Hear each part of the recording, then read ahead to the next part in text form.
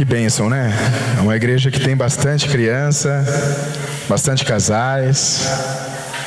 Deus tem cuidado. Eu vou pedir que o pastor Jean venha aqui novamente. Ele que vai ministrar a palavra para nós hoje. Pastor Jean, que eu conheço desde quando chegou em Marília. Um homem de Deus, um homem que a minha família respeita muito, tem grande admiração pelo Senhor, e nós somos muito gratos por tudo que a sua vida tem edificado a nossa vida espiritualmente, viu, pastor? Eu vou pedir à igreja que das mãos ao pastor, vamos orar para que ele seja a boca de Deus essa noite. Senhor Deus, Pai poderoso e soberano, conceda, Senhor Deus, a nós, os teus filhos, que esta noite nós tenhamos o seu agir em nossas vidas através da vida do pastor Jean. Senhor Deus, que a tua palavra, Senhor, que é viva e eficaz, ela possa transformar o nosso cotidiano, que a nossa semana, que a nossa noite hoje seja totalmente diferente em nome de Jesus. Que o Espírito de Deus fale aos nossos corações através dessa palavra, Pai. Usa o teu filho, usa o teu servo em nome de Jesus. Amém.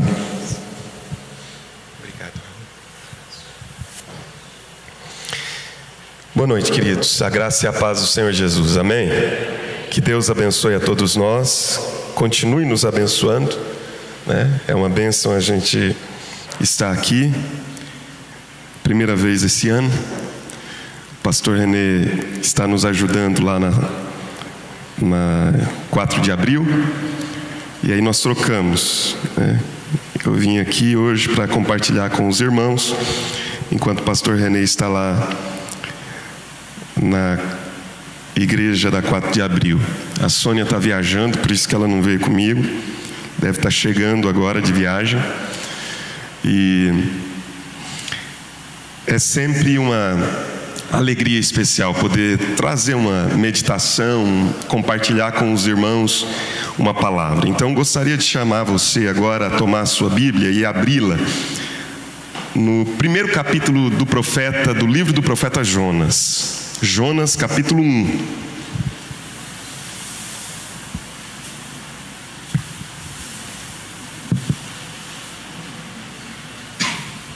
Jonas, capítulo 1. Nós vamos ler esses 17 versos. E eu queria, após a leitura, compartilhar com você sobre o tema a crise de Jonas e o amor de Deus. A crise de Jonas e o amor de Deus. Então vamos lá? Jonas capítulo 1. Vamos ler esses 17 versículos da palavra do Senhor. Diz assim: Veio a palavra do Senhor a Jonas, filho de Amitai, dizendo: Levanta-te, vai à grande cidade de Nínive e clama contra ela, porque a sua malícia subiu até mim. Mas Jonas levantou-se a fim de fugir de diante da face do Senhor para Tarsis. Desceu a Jope, onde achou um navio que ia para Tarsis. Pagou a sua passagem e embarcou nele a fim de ir com ele para Tarsis, para longe da presença do Senhor. Mas o Senhor mandou ao mar um grande vento, e fez-se no mar uma grande tempestade, de modo que o navio estava a ponto de se despedaçar. Então temeram os marinheiros e clamava cada um ao seu Deus, e lançaram ao mar a carga do navio para o aliviarem do seu peso. Jonas, porém, descera ao porão, onde se deitou e dormia um profundo sono. O mestre do navio chegou-se a ele e lhe disse: Como podes dormir? Levanta-te, invoca o teu Deus. Talvez assim ele se lembre de nós, para que não pereçamos. Então disseram cada um ao seu companheiro: Vinde e lancemos sortes, para que saibamos por que nos sobreveio este mal. E lançaram sortes, e a sorte caiu sobre Jonas. Então lhe disseram: Declara-nos tu agora, por que nos sobreveio este mal? Que ocupação é a tua? De onde vens? Qual é a tua terra? De que povo és? Respondeu-lhes Jonas: Eu sou hebreu, e temo ao Senhor, o Deus do céu, que fez o mar e a terra. Então os homens se encheram de grande temor e lhe disseram: O que é isso que fizeste? pois sabiam os homens que fugia da presença do Senhor, porque lhes tinha contado. Disseram-lhe: que te faremos nós para que o mar se acalme? Porque o mar se elevava e engrossava cada vez mais. Ele lhes disse: levantai-me e lançai-me ao mar, e o mar se aquietará. Eu sei que por minha causa vos sobreveio essa grande tempestade. Entretanto, os homens remavam, esforçando-se por alcançar a terra, mas não podiam, porque o mar se ia embravecendo cada vez mais contra eles. Então clamaram ao Senhor: ó Senhor, nós te rogamos, não nos deixes perecer por causa da vida deste homem, e não ponha sobre nós o sangue inocente, porque tu, Senhor, fizeste como te aprouve. Então levantaram a Jonas e o lançaram ao mar, e cessou o mar da sua fúria. Temeram, pois, estes homens ao Senhor com grande temor, e ofereceram sacrifícios ao Senhor e fizeram votos. Mas o Senhor deparou um grande peixe para que tragasse a Jonas, e Jonas esteve 3 dias e 3 noites nas entranhas do peixe. Amém. Pai Santo, o nosso culto é para o Senhor. Nós estamos aqui para celebrar o Teu nome, para adorar ao Senhor na beleza da Tua santidade. Nós estamos aqui e o foco e o centro é o Senhor. Por isso eu peço agora que quando a Tua palavra, a palavra que é Tua, será anunciada, o Senhor use de misericórdia para com esse vaso, ó Deus, que é tão limitado, tão imperfeito, a fim, ó Deus, de que a Tua palavra alcance os corações, não por méritos do vaso, mas pelo poder da Tua palavra.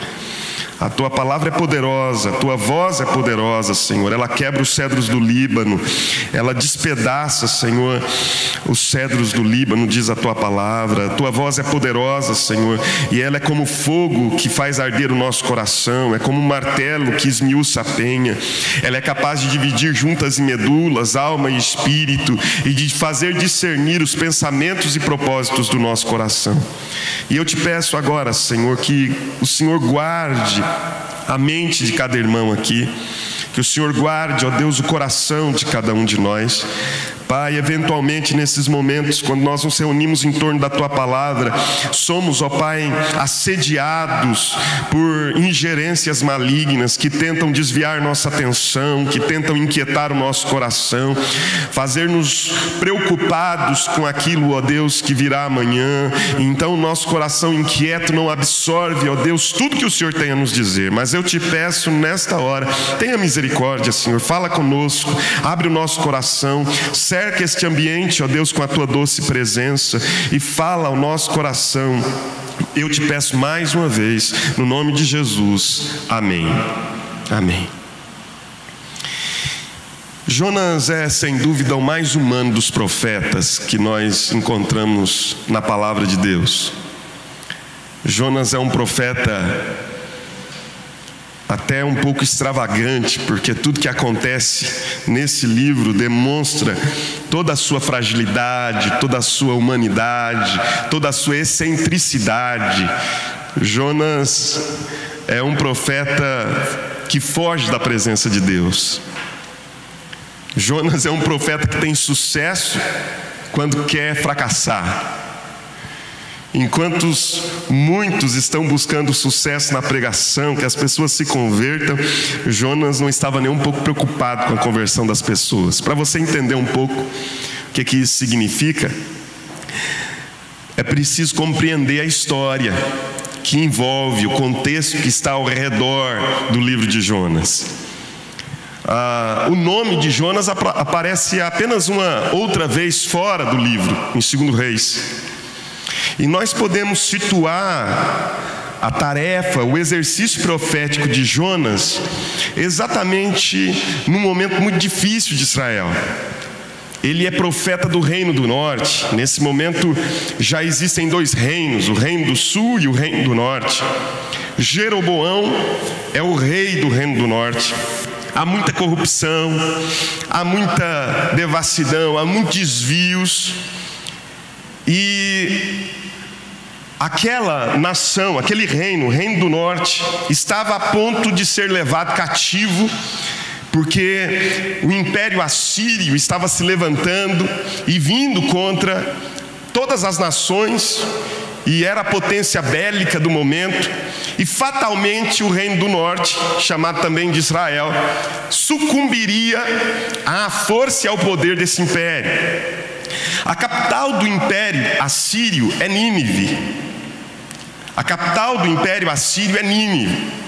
E se você prestar atenção, a Bíblia diz, logo nos primeiros 2 versículos, que quando Deus fala com Jonas, diz para Jonas: vai à cidade de Nínive. Para Jonas pregar a Nínive era uma dificuldade tremenda, porque Nínive era o inimigo. Nínive era a capital de um império que queria dominar Israel.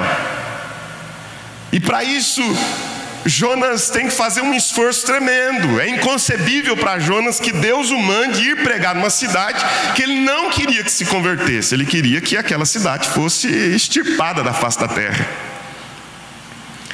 Aí a palavra de Deus diz que Jonas não aceita a missão e ele foge da presença de Deus, como se isso fosse possível, né? Como se fosse possível fugir da presença de Deus. Salmo 139 diz que se eu subo aos céus, tu lá estás; se eu desço às profundezas, tu lá estás; se eu tomo as asas da alva e me detenho nos confins dos mares, lá haverá de estar comigo a sua mão, porque de Deus ninguém pode fugir.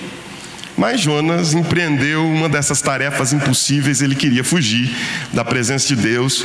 Então ele vê um navio, vai até o porto, deveria ir para Nínive.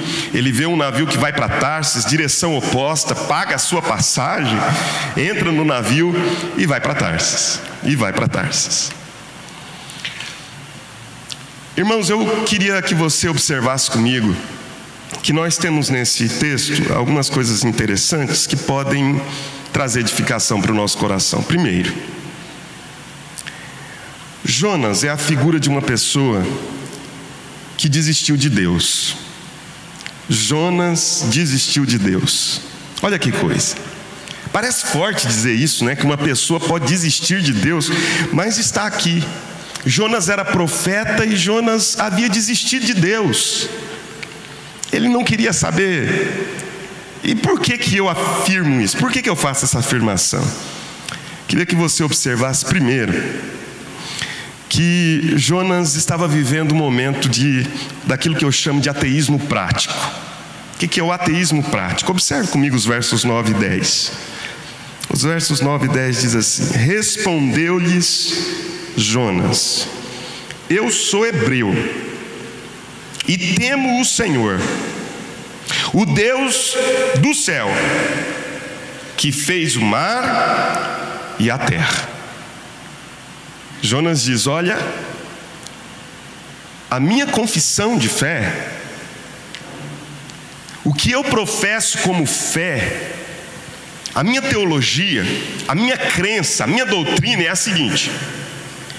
A pergunta que fazem a Jonas é: que ocupação é a tua? De onde vens? Qual é a tua terra? De que povo és?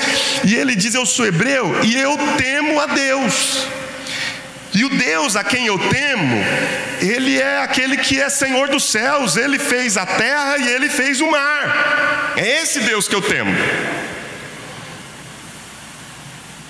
Mas não é isso que Jonas pratica.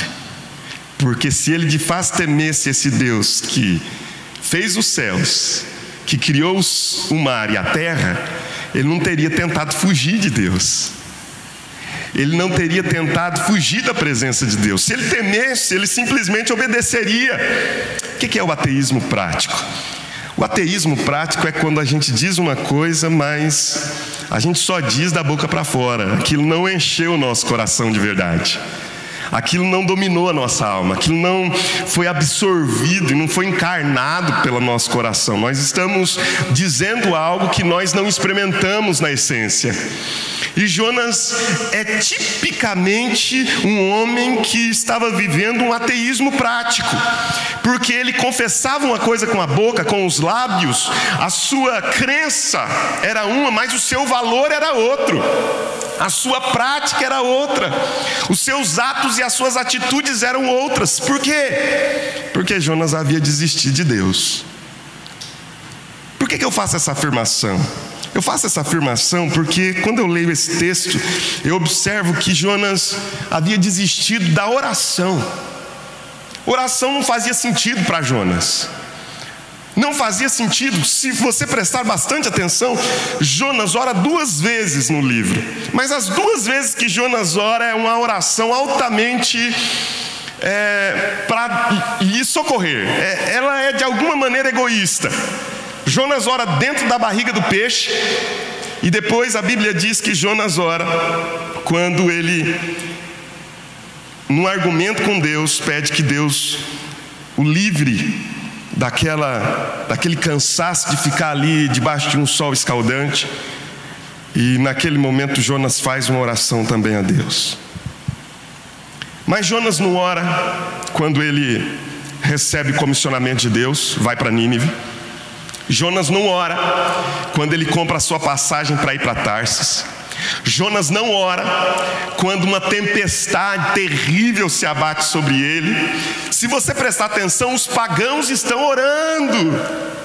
Os outros que estão dentro do navio oram. Eles estão lá clamando, dizendo ao seu Deus que o Deus deles venha e os livre. Mas Jonas está onde?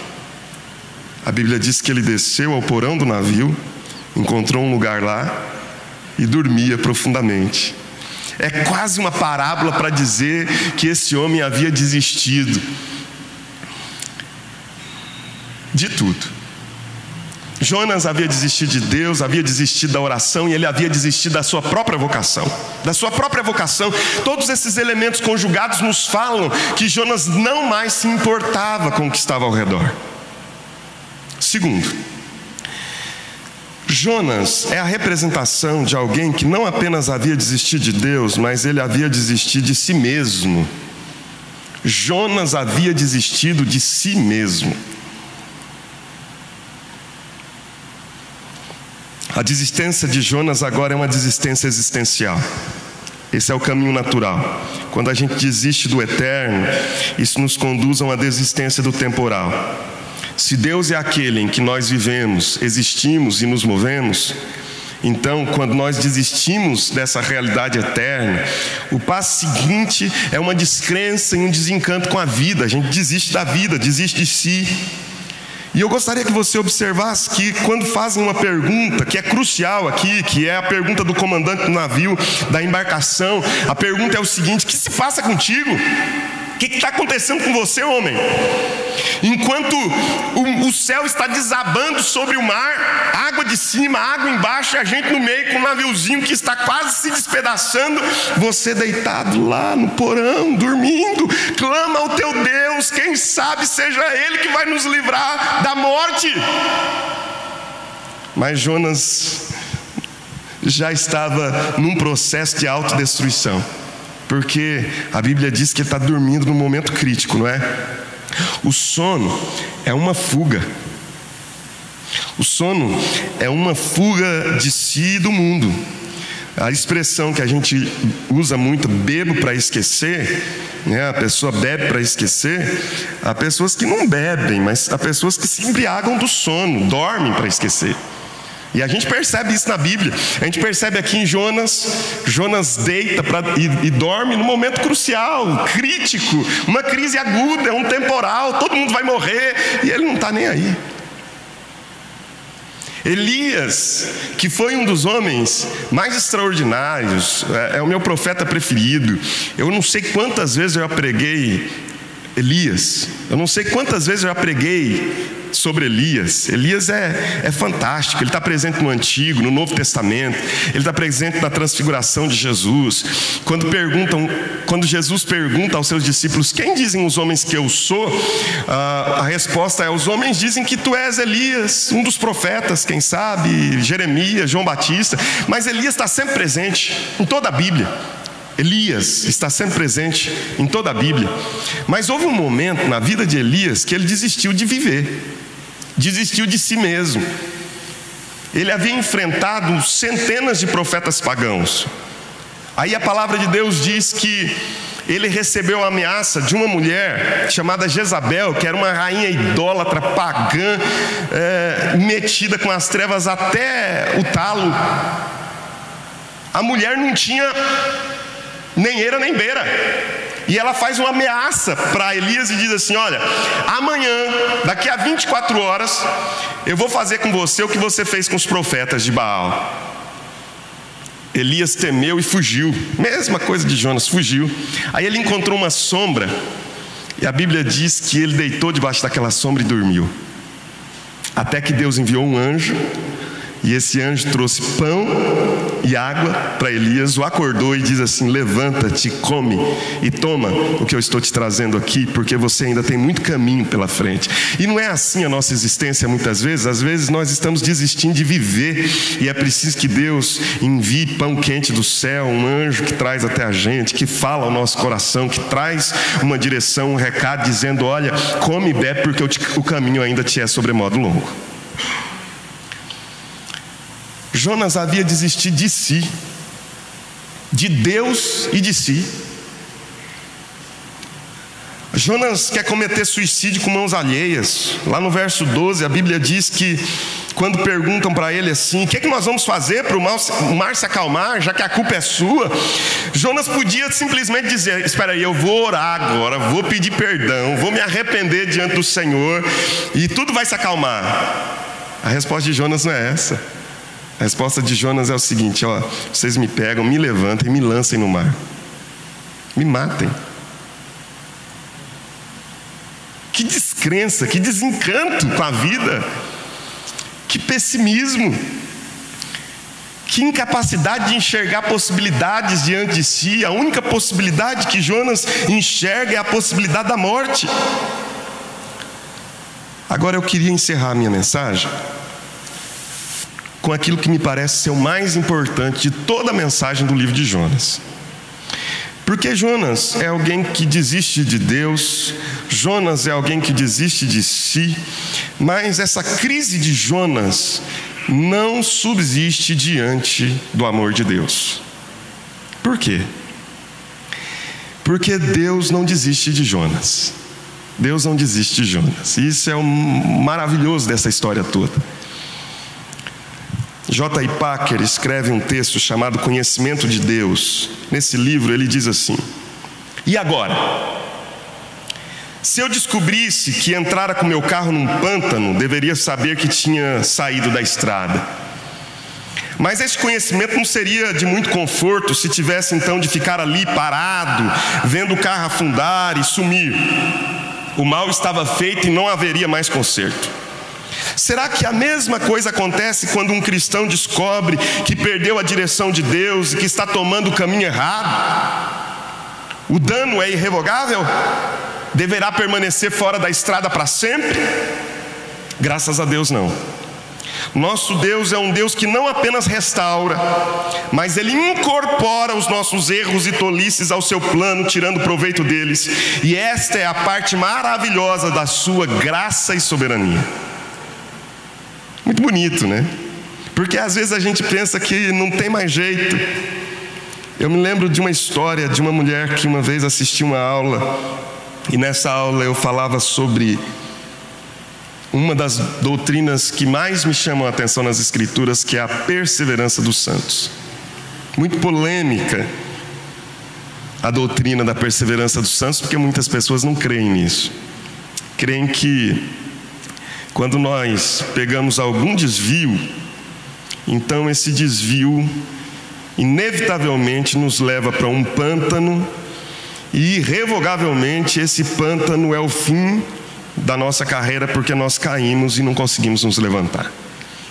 Mas eu vou lendo algumas partes das Escrituras e eu não encontro nas Escrituras essa possibilidade de alguém que verdadeiramente tenha encontrado o caminho.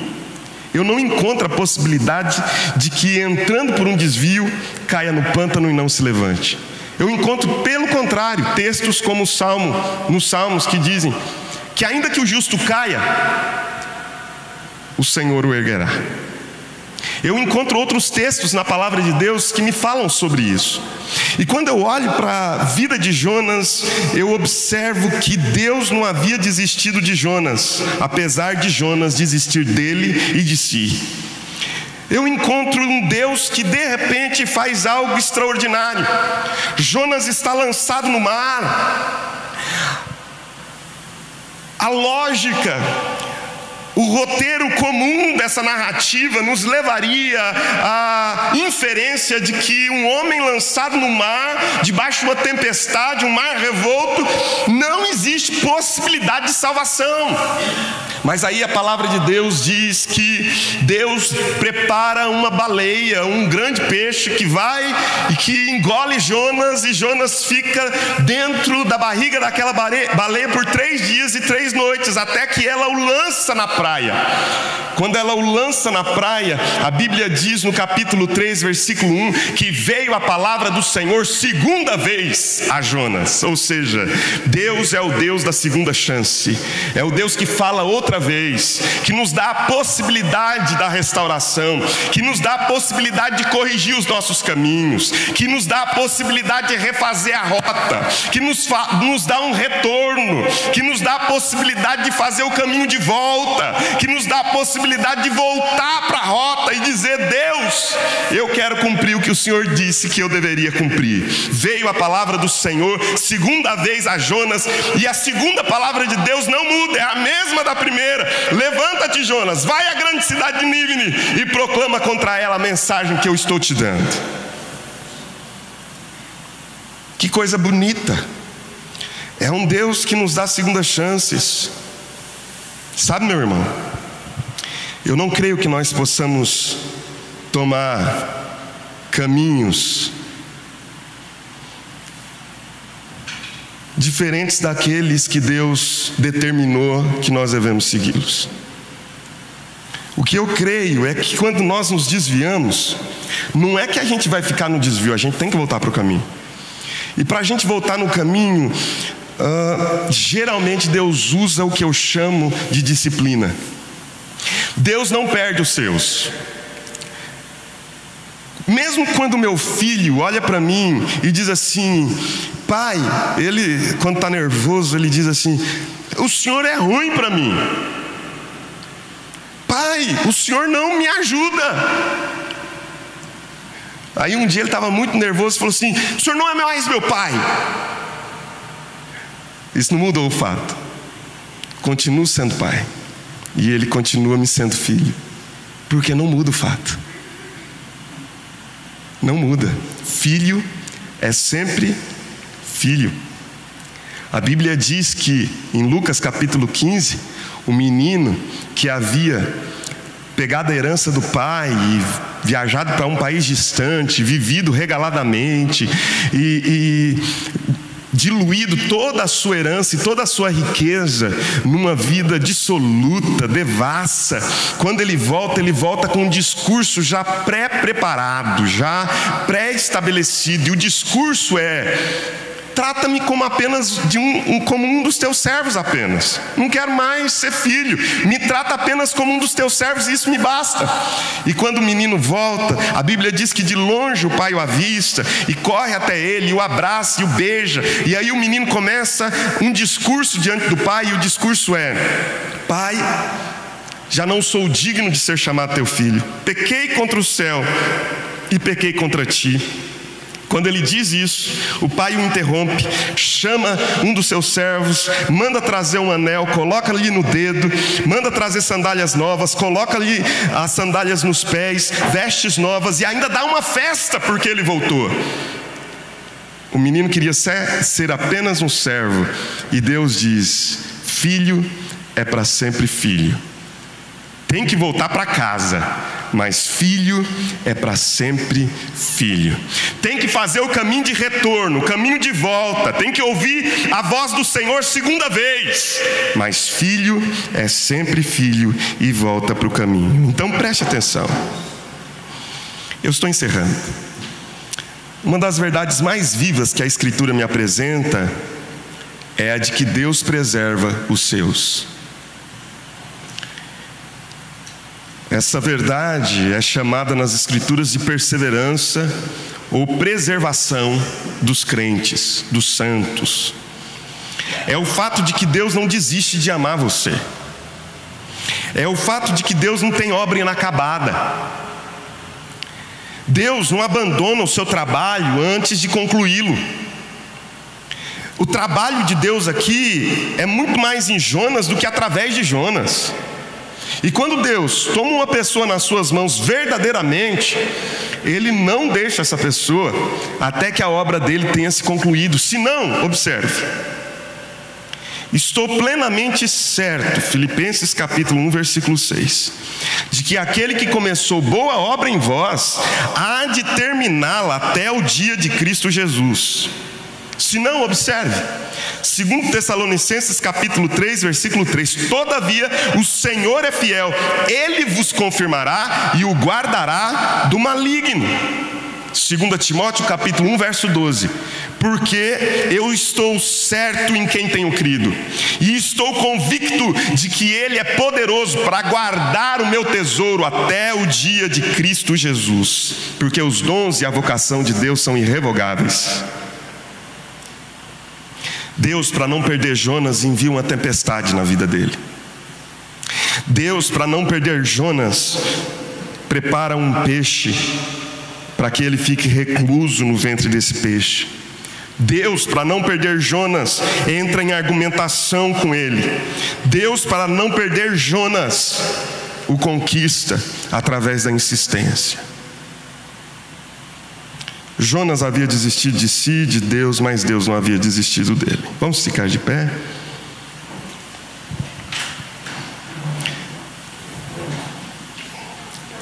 O escritor Lionel Waterman conta a história do ferreiro que, depois de uma juventude cheia de excessos, decidiu entregar sua alma a Deus.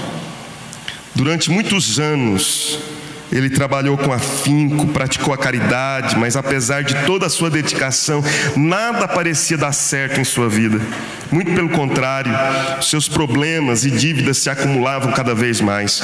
Certo dia, um amigo que o visitava comentou: é realmente muito estranho que justamente depois que você resolveu se tornar um homem temente a Deus, sua vida começou a piorar. Eu não desejo enfraquecer sua fé, nem confrontá-la, mas apesar de toda a sua crença no mundo espiritual, nada tem melhorado para você. O ferreiro explicou: eu recebo nesta oficina o aço ainda não trabalhado, e eu preciso transformá-lo em espada. Primeiro eu o aqueço num calor intenso até que ele fique vermelho. Em seguida, sem qualquer piedade, eu pego o martelo mais pesado e aplico vários golpes até que a peça adquira a forma desejada. Depois eu a mergulho num balde de água fria e a oficina inteira se enche com o barulho do vapor, enquanto a peça estala e grita por causa da súbita mudança de temperatura. Tenho que repetir esse processo até conseguir a espada perfeita. Uma vez apenas não é suficiente. O ferreiro deu uma longa pausa e continuou: às vezes o aço chega até as minhas mãos e não consegue aguentar esse tratamento. O calor, as marteladas, a água fria provocam-lhe muitas rachaduras, e eu sei que jamais se transformará numa boa lâmina de espada. Então eu simplesmente o coloco no monte de ferro velho que você viu na entrada de minha ferraria. O homem deu uma pausa e concluiu: sei que Deus está me colocando no fogo das aflições. Tenho aceito as marteladas que a vida me dá, e às vezes sinto-me tão frio e insensível como a água que faz sofrer o aço. A única coisa que peço é: meu Deus, não desista até que eu consiga tomar a forma que o Senhor espera de mim. Tente da maneira que achar melhor, pelo tempo que quiser. mas eu sei que jamais me colocarás no monte de ferro velho de almas. Deus não tem lixo, querido. Deus não tem lixo. Pode fechar os olhos.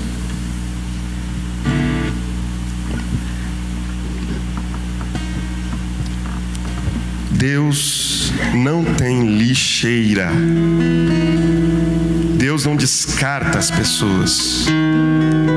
Deus não abandona o que Ele começou.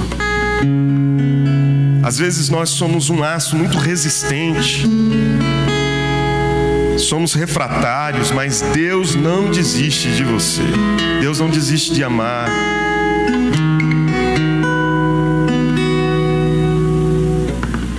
E a palavra de Deus diz que os seus olhos estão abertos, os seus ouvidos atentos, a sua mão estendida. E quantas vezes nós fazemos um caminho de volta, cheio de legalismos, e dizemos: eu vou voltar, mas eu vou dizer para Deus que Ele não precisa mais me tratar como um filho, basta-me ser um escravo, um servo, isso já está de boa valia, já me supre as necessidades. Mas aí quando o Senhor vê você fazendo o caminho de volta, quando Ele vê você voltando do pântano, sujo, porque havia caído e estava sujo do barro, do lodo, você vai fazendo o caminho de volta e pensando que a porta vai estar trancada, mas de longe o Pai te avista, corre até onde você está, te abraça, te beija. Porque a graça de Deus é assim, a graça de Deus está com os braços abertos, a graça de Deus está aberta para te abraçar, para te beijar, para te amar e dizer: você é bem-vindo. Porque eu te quero, eu te amo. Porque a palavra do Senhor nos diz: tu és meu. E quem é de Deus não pode fugir de Deus. Deus o alcançará. Os seus caminhos inevitavelmente voltarão para os caminhos de Deus. Você não pode ficar nos desvios da sua existência. Porque Deus não desiste de você, porque Deus não desiste de amar.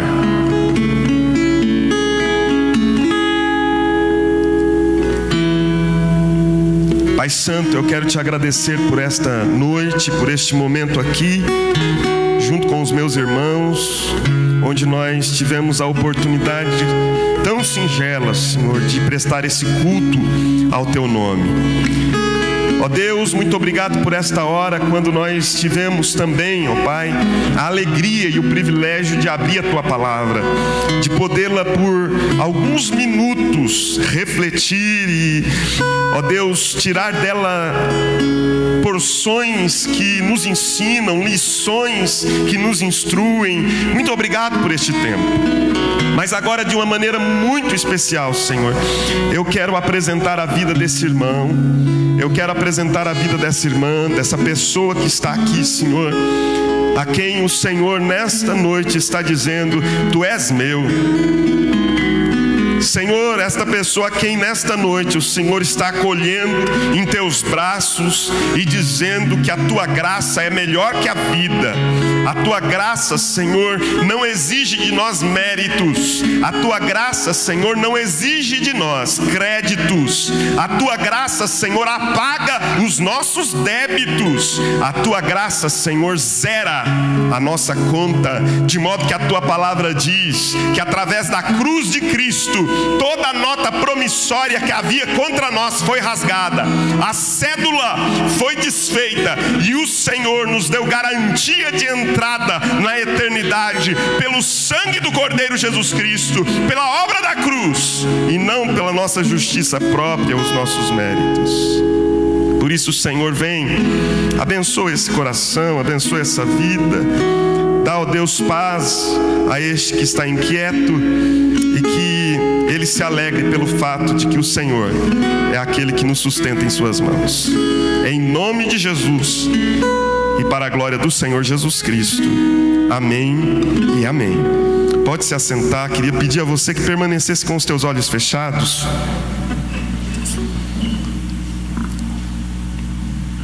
Nós vamos participar da ceia do Senhor.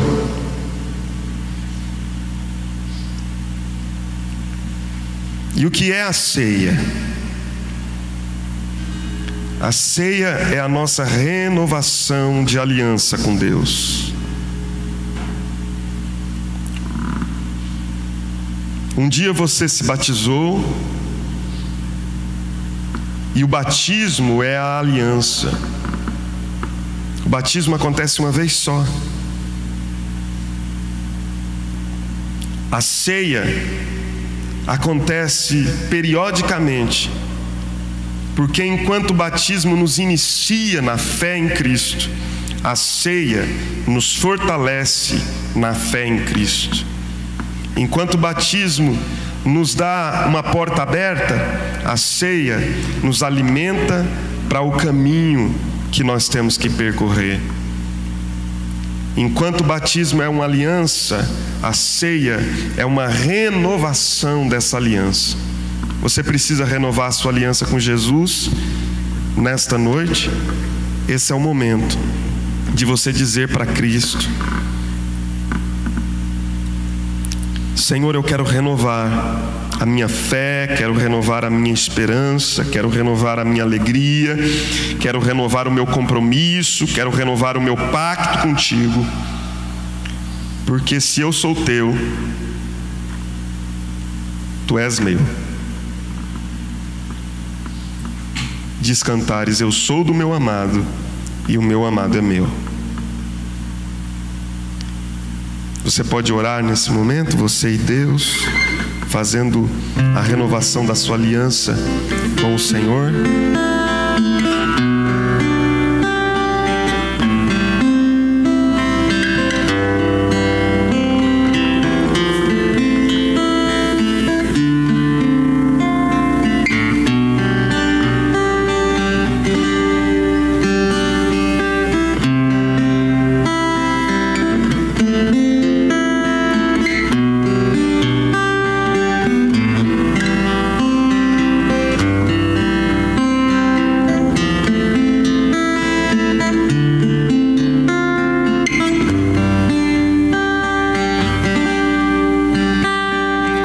Sua vida diante do Pai, apresente o seu coração a Ele, renove a sua aliança com Cristo.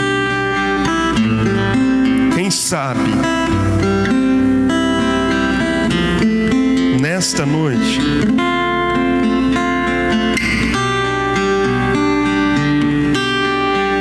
a ceia não seja como aquele alimento que o anjo trouxe para Elias quando Elias estava prostrado debaixo de uma árvore, pedindo para si a morte.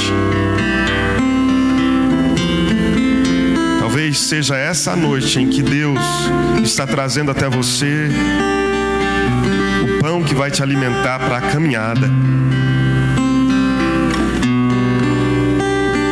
Senhor, nós consagramos os elementos da ceia a Ti. Nós pedimos que estes elementos, Senhor, sejam agora, em nome do Senhor Jesus Cristo, abençoados. E que nesta hora, quando nós vamos celebrar a ceia, nós pedimos, ó Deus, que o Senhor, pela Tua graça, alimente o nosso espírito, renove a nossa aliança contigo, e que haja neste lugar uma celebração. Porque a Tua palavra diz que todas as vezes que nós comêssemos do pão e bebêssemos do cálice, nós anunciaríamos a morte de Cristo até que Ele venha. E essa morte nos trouxe libertação do pecado, essa morte nos trouxe a garantia da vida eterna. Por isso, Senhor, venha nesta noite nos abençoar através da celebração da ceia. Nós te pedimos isto para a glória de Jesus e em nome de Cristo. Amém e amém. A palavra do Senhor diz que na noite que o Senhor Jesus foi traído, Ele tomou um pão e, tendo dado graças, o partiu e disse: isto é o meu corpo que é dado por vós, comei dele todos. Depois, de modo semelhante, quando todos já haviam participado do pão, o Senhor Jesus tomou um cálice e disse: isto é o meu sangue, o sangue da nova e eterna aliança, que é derramado em favor de muitos, para a remissão dos vossos pecados. Bebei dele todos, porque todas as vezes que comerdes do pão e todas as vezes que beberdes do cálice, anunciais a minha morte, até que eu venha. Você que é membro da igreja, você que é membro de outra igreja, está nos visitando, você que está em plena comunhão com o Deus da igreja, com a igreja de Deus, você que está renovando a sua comunhão com o Deus da igreja e com a igreja de Deus, você é convidado para participar da ceia do Senhor neste momento. Queria convidar você a ficar de pé enquanto os nossos irmãos estarão distribuindo os elementos da ceia. Aguarde, não participe da ceia agora, aguarde até que todos nós juntos possamos participar da ceia.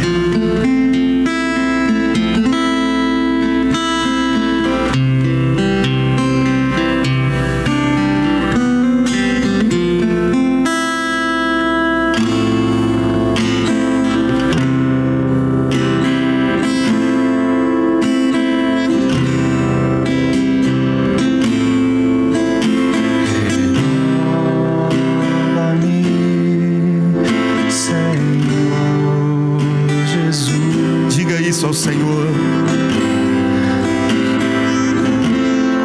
já não quero ser igual. Renova-me, Senhor, renova-me, Senhor Jesus. Põe em mim teu coração, põe em mim teu coração.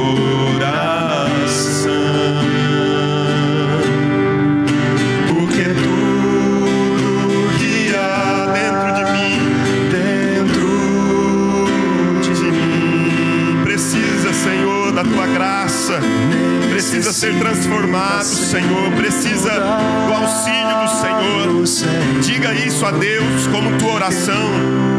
Do que há dentro do meu coração necessita mais de ti. Renove a tua aliança com Jesus. Diga: renova-me, Senhor.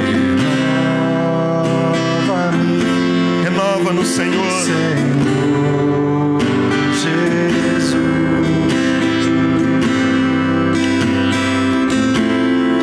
Já não quero ser igual. Renova-me, Senhor Jesus.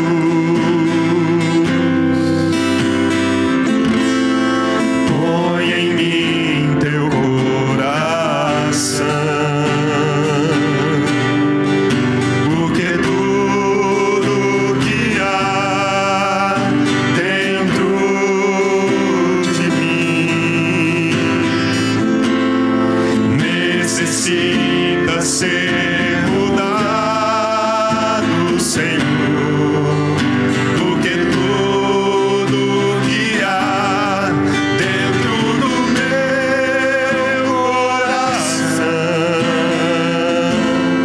necessita mais de ti.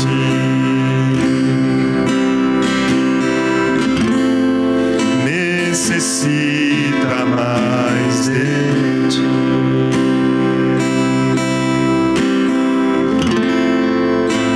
Necessita mais de ti.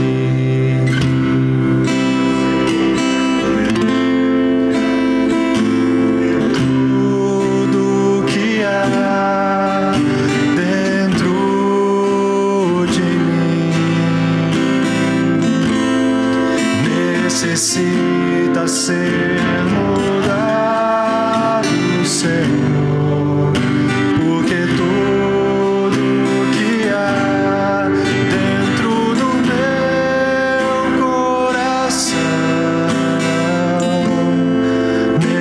necessita mais de ti.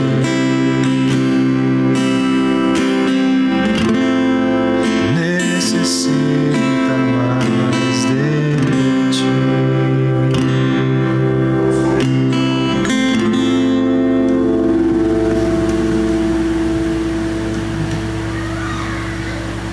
Te agradecemos, Senhor.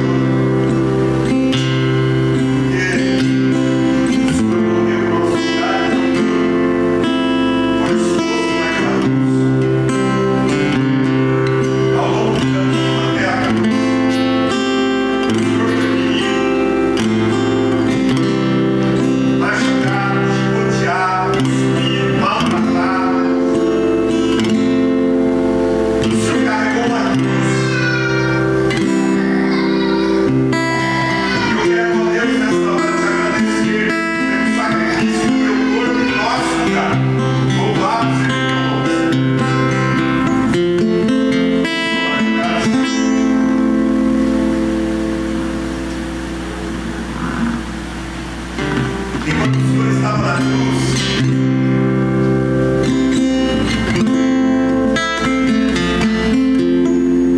colocava-lhe uma coroa de espinhos, e o teu lado, Senhor, foi ferido com uma lança,